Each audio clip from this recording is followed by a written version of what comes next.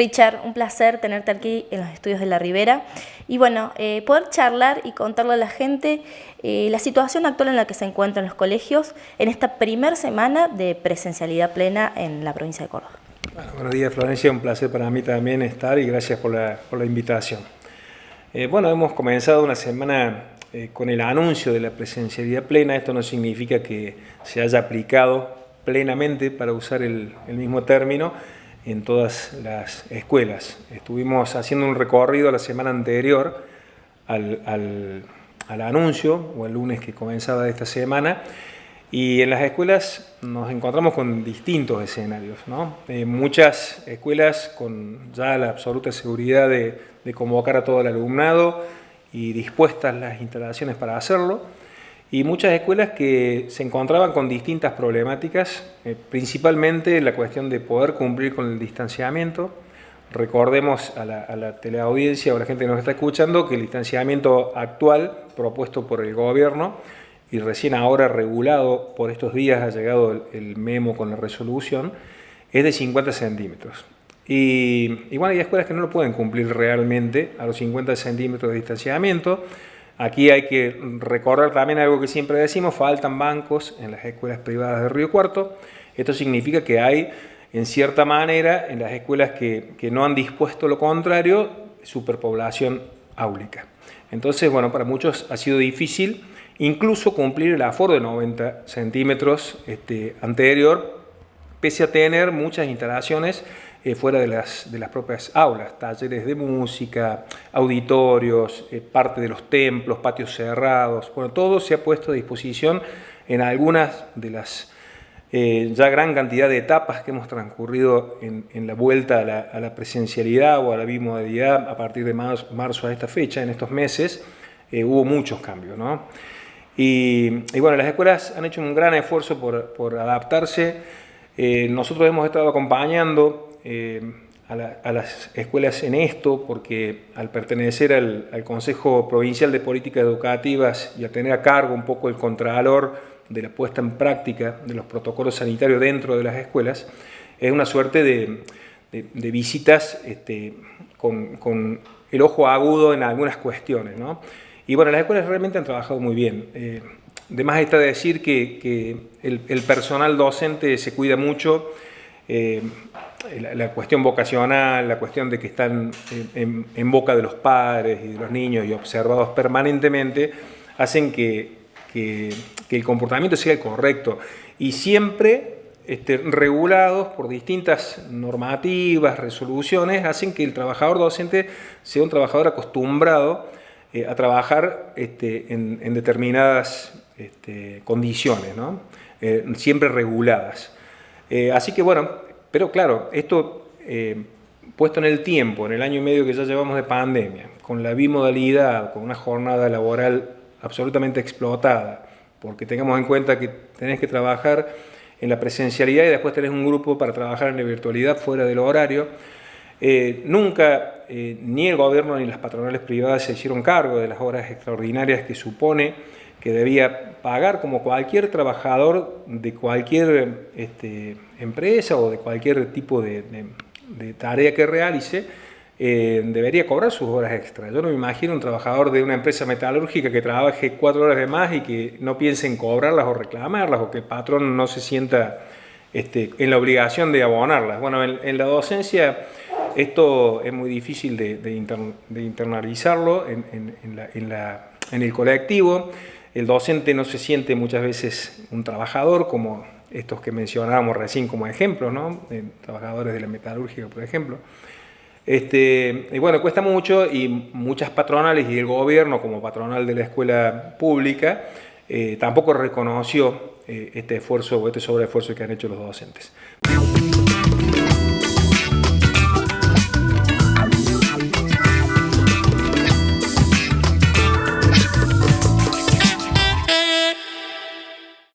Fueron más de 12 meses de virtualidad y esto ha presentado seguramente desafíos para los docentes, ¿no?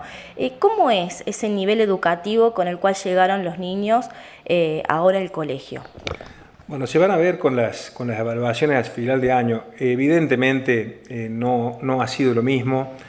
La educación es un proceso socioafectivo, la presencialidad es necesaria, nosotros por eso la defendemos y la cuidamos tanto, y hablamos de una presencialidad cuidada, ¿no? Entre paréntesis, dudo que estos anuncios así de forma introspectiva y motivados por resultados electorales realmente tengan esta condición de ser cuidados, ¿no? Depende mucho de los directivos, docentes y patronales de las escuelas cómo se aplique el protocolo para que así lo sea. Pero bueno, evidentemente, por más esfuerzo que haya, hubo una etapa de acostumbramiento de docentes, de alumnos a la virtualidad, a cómo manejarse la virtualidad, a cómo poder obtener los implementos tecnológicos para que la virtualidad sea algo que ayude y no un desafío más que termine siendo un problema, como fue la primera etapa de la virtualidad, ¿no? Pero bueno, todo eso se fue saneando, se fue zanjando, los docentes pudieron comprar sus implementos tecnológicos, hubo algunas posibilidades de financiamiento de los gobiernos, tanto nacional como provincial, para la adquisición de esos elementos, pero en ningún momento fue gratis. Hubo que invertir desde el bolsillo de los sueldos de los docentes, que vienen por siempre por debajo de la inflación, y el sueldo de una maestra de grado, que es el sueldo testigo que nosotros utilizamos para estudiar los avances del salario versus inflación, estuvieron siempre por debajo de la línea de la pobreza. Nosotros, al ser un sindicato, al representar los intereses de los docentes, el costo que evaluamos primario es el del docente, pero no podemos dejar de mirar el costo de la educación y de la calidad educativa. Y acá es una cuestión donde tenemos que estar todos involucrados, docentes, quienes representamos sus intereses y quienes hacen uso de las virtudes de los docentes, que son los equipos directivos y patronales, que también deben involucrarse positivamente a favor de la educación, y por ahí no tener una mirada tan cuantitativa o dejarse, si se quiere, llevar por las presiones sociales de volver a cualquier precio a la presencialidad. Algunas escuelas lo hacen, otras escuelas nos planteaban esta situación. Nosotros lo vamos a hacer de manera gradual hasta que se empareje, si se quiere, la cuestión de conocimientos. Otras lo veían por el lado del edificio, no tenemos hoy las comodidades para hacerlo, entonces lo vamos a hacer gradual. Digamos, la presencialidad plena ha sido un anuncio y está volviendo, pero no es una realidad taxativa.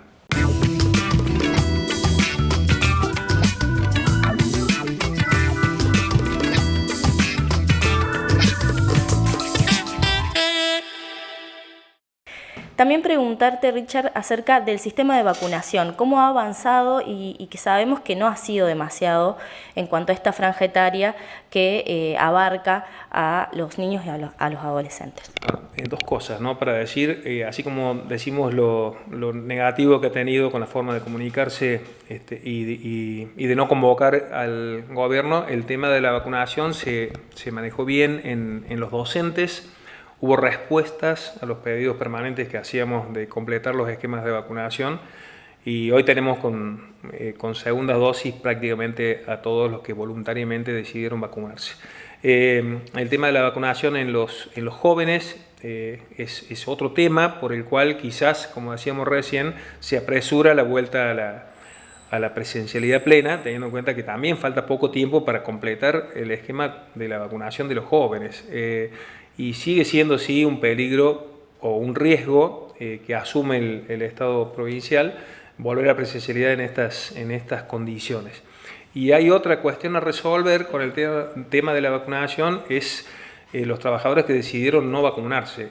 Los hay en todos los ámbitos, también los hay en la docencia. Y bueno, es un tema, ¿no? Porque el derecho colectivo sobre el derecho individual hoy no está regulado, no está regulada la vacunación como obligatoria, y es un tema a zanjar. Nos han preguntado muchas patronales y nos han preguntado muchos docentes qué puede pasar con el tema de no dejar entrar a trabajar a los docentes si no están vacunados. Bueno, cuidado, hasta que no sea obligatoria la vacunación, si bien prima el derecho colectivo sobre el derecho individual, es un tema que está a discutirse. Digamos, depende qué juez tome el caso, si llegar a la justicia, qué abogado tome el caso, si si esto ocurriera, va a ser la resolución. No hay jurisprudencia al respecto, no hay legislación al respecto, entonces es como un tema, como un vacío que quedó ahí en la cuestión legal. Recién lo mencionabas y me parece importante que lo podamos retomar, y es el tema salarial. ¿Cómo se encuentra hoy la situación de los docentes en la provincia? Y bueno, estamos en el sueldo de testigo de maestro de grado 18.000 pesos debajo de la línea de la pobreza, perdón, de la canasta básica, medido por el IPC Córdoba. Y hubo una paritaria ahora hace poquito, si mal no recuerdo fue en el mes de julio, que se cerró a fines de julio, principios de agosto ya estaba liquidada la paritaria, donde se ha logrado un incremento importante en cuanto a lo porcentual, pero que sigue dejándonos por debajo de la línea de pobreza, y en cuanto a la inflación interanual estamos perdiendo 2 dígitos, 11 puntos aproximadamente en la inflación. O sea que uno también, y hay que decirlo, los docentes seguimos trabajando durante la pandemia, no nos quedamos sin trabajo, cobramos nuestro salario. Es una cuestión que por ahí uno milita en CGT también y ve otras realidades de otros sectores del trabajo que están mucho peor que nosotros. Pero en la pregunta puntual, hemos perdido poder adquisitivo en el salario, lo venimos haciendo desde hace 5 años ininterrumpidamente a esta parte. Por último, Richard, expectativas y una mirada acerca de lo que se viene para el 2022, porque este año ya casi está culminando. Sí, casi está culminando, y esa era otra de las razones, ¿no? Y te saco un poquito de la pregunta y digo esto: no fuimos convocados al Consejo Provincial de Políticas Educativas para tomar la decisión de volver.